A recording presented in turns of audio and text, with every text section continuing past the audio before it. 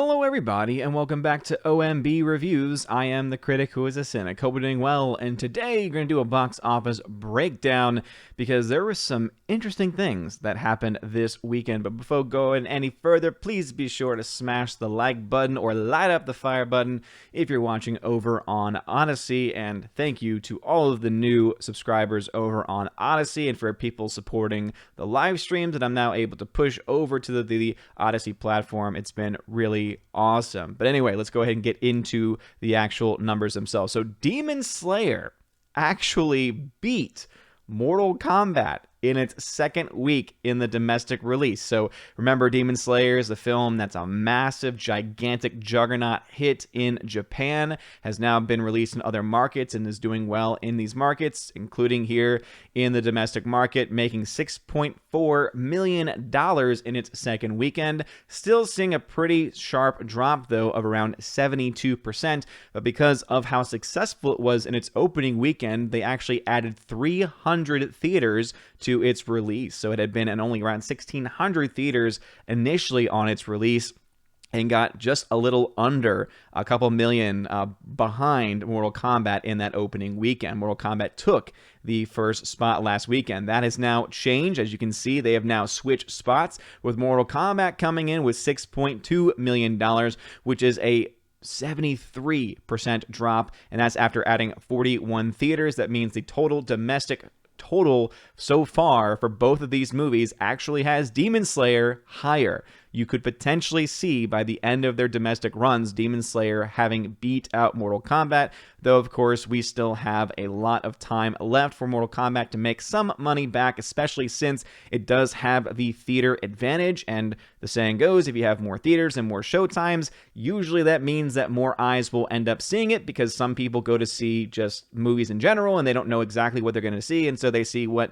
time is available and what works best for them. So obviously the more availability a movie has, the better chance that it will have in general to do better. Though, of course, that is not always the rule, because there are some movies that just don't get really good reactions and don't get good reviews, and so therefore people just don't end up seeing them. And Mortal Kombat's definitely gotten some mixed reviews. Even my own review of the film, I gave it a C+, because even though there's a lot of fun, fan service moments, the plot itself really isn't all that great. Some of the effects are good, some of the effects, like for Goro, are not.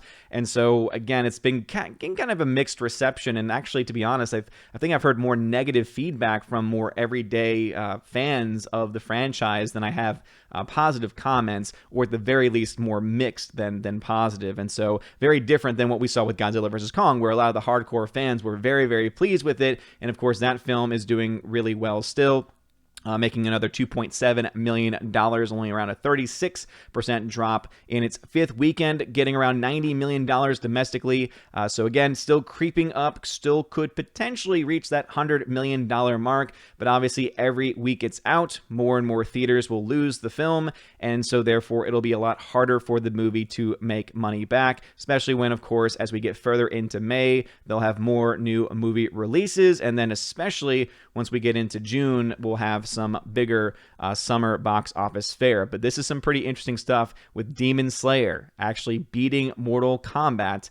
Again, Demon Slayer, kind of like that little engine that could in certain ways. I mean, when you actually just dive into Demon Slayer and the cost and everything, it's just kind of amazing that the film is doing well in all markets outside of Japan, in addition to the fact that it got, the record in Japan during a pandemic. So let's go ahead and look at the actual numbers. So as you can see, this is Demon Slayer, and it's made $469.1 million total in the international box office. Again, the vast majority of that, of course, coming from Japan, where it has seen a very strong release. Still has not been released in a lot of marketplaces, and it probably won't, because again, as an anime, it's going to be a little bit more limited in the people that have interest in it.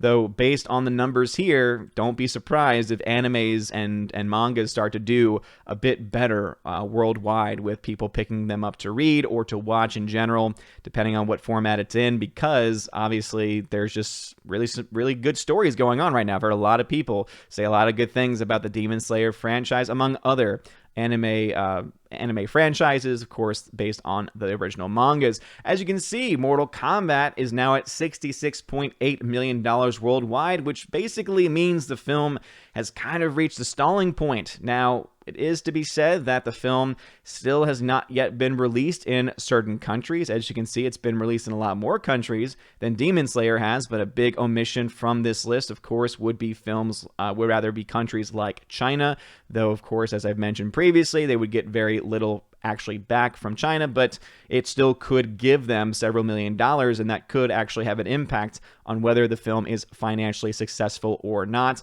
But again, Mortal Kombat, $66.8 million after 2 weeks worldwide.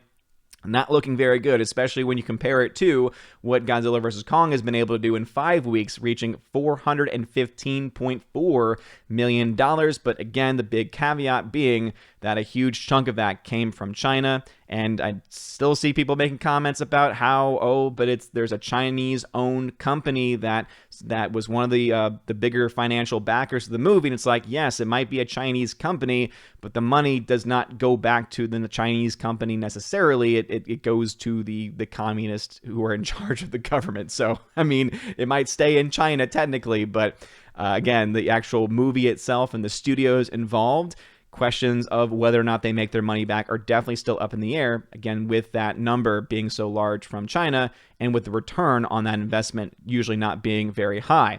Looking at the actual numbers, now that we have the first 2 weeks of Mortal Kombat, I can start to make some predictions. So, of course, this is using the typical methodology, which during COVID times is kind of out in the air. But basically right now, the least amount of money that I suspect that this movie will make, that Mortal Kombat will make, is going to be around $95 million at least, with the max being around $133 million. And obviously this could fall anywhere between then, so that's the average of $114 million. This movie had a pretty low listed budget, around $55 million, a lot less than I think a lot of us suspected that it would be. I think there are some sites that have reported that it's actually higher. Again, that's just based off of the general consensus of what I was finding, which means the total cost of marketing is around $82.5 million. So based on the projections on how much money the film is going to make, it looks like the film will either be a $25 million loss or at the very least a $2 million loss. And so this film, therefore, will not net any profit, at least while it is in theatrical release. You might be able to see it, especially if it gets to that high end point of $2 million loss. Again, that's the high end point. It could definitely make that up in other, obviously there's other revenue streams like PVOD, and you could obviously bring into the account of 4K sales and Blu-ray sales and things like that, which could definitely make up for that kind of a loss. But seeing that the movie will probably fall closer to 25 to 13 million, especially since it is slowing down and we don't know exactly what the China number is going to look like. Again, this film right now, $42 million in the red, still has a lot of money to make back up, but it's lucky in that it has a much smaller budget to have to worry about getting back as compared to a film like Godzilla vs. Kong, which, as you can see, with $415.4 million, even assuming and not taking into account the smaller return from the China marketplace, is still looking at a $50 million loss. And so the film is slowing down quite a bit, but the film is still making enough where it still could potentially make at least $6 million in profit and, as much as $129 million. But I think that the $129 million is looking less and less likely, and even $6 million might be less likely. Again, these numbers are based off of this basic understanding. So as you can see, the minimum projection that I had was around $511 million. That means it needs to make around another $100 million or so, which it could totally do. Again, it's not outside the realm of possibility, but with the fact that it only added about another $12 to $13 million this weekend worldwide, does not look all that great. And of course, if numbers update and things change, of course, that will be reflected here. And if you want to follow box office news and box office tracking in general, you can check out the website, ombreviews.home.blog. Go to the box office tracking section. And I try it updated every few days or so as we get updated numbers, especially since these are based off of the estimates and not necessarily the complete total numbers worldwide. But anyway, what are y'all's thoughts about this? Godzilla vs. Kong, again, still making money, but again, it has that big China problem, also the big budget problem. Mortal Kombat, are you surprised that Mortal Kombat has now gotten second place to another film, the Demon Slayer? Again, a film that a lot of people, I don't think, going into the weekends would have thought would have been a contender for the #1 slot at the box office domestically. But I think that this is screaming pretty loudly. Remember, it did crazy numbers in Japan, and it's now doing well into the domestic marketplace. Again, it's not doing necessarily Godzilla vs. Kong numbers, or we'll probably see from other summer releases as far as, wide domestic releases getting released in over 3,000 theaters. But the fact that it's even #1 at the box office at all domestically is pretty darn impressive nonetheless. So what are your thoughts about the box office? Let me know in the comment section below. If you like this video, smash the like button, light up the fire button if you're watching over on Odyssey. Really does mean a lot. We're going to have shout outs at the end for my April Patreon Subscribe Star members. I'll update that probably sometime today or tomorrow, as I have to wait through for Patreon to update whoever is a new Patreon member or who has left. So you guys are awesome, amazing people. Have a wonderful day, everybody. And as always, God bless. And now for a huge shout out to all of my April Patreon and Subscribe Star members: Andrew Hoyle, animation commentator; Biffer the Hobbit; Brian P., Divex; Enrique Evangelista; Dion; Father Christopher Miller; Hail to you, Father; Father Damian Cook; Garrett Searles; Humor and Hobbies; Inflamed Wood; It's a Trap Productions; Jason Clark; Jacob Juice; Jeffrey Toone; Jonathan Carney; Lance; Laura Story, the Modern Major General; Mike Jackson; Mad Mitch Dunaway; Mr. Peabody and his evil twin with the beautiful hair; On to June; Orange Hat Reviews; Out of Step with Reality; Priscilla Hall; Riff Magos; Rosetta Allen; Steve Glasker; Teresa Martin; Theodore Bendon; Tina Bojan; and of course, the Empress of the Universe, Tina B. And to my Subscribe Star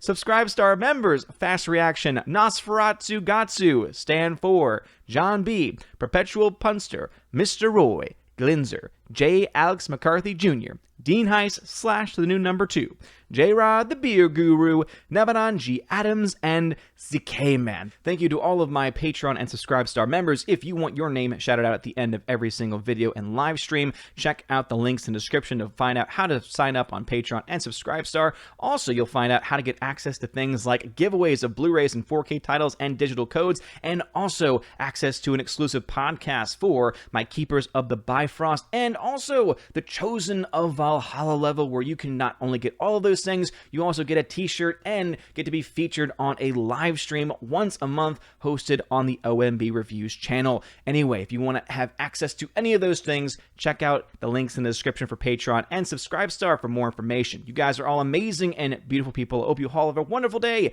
and as always, God bless.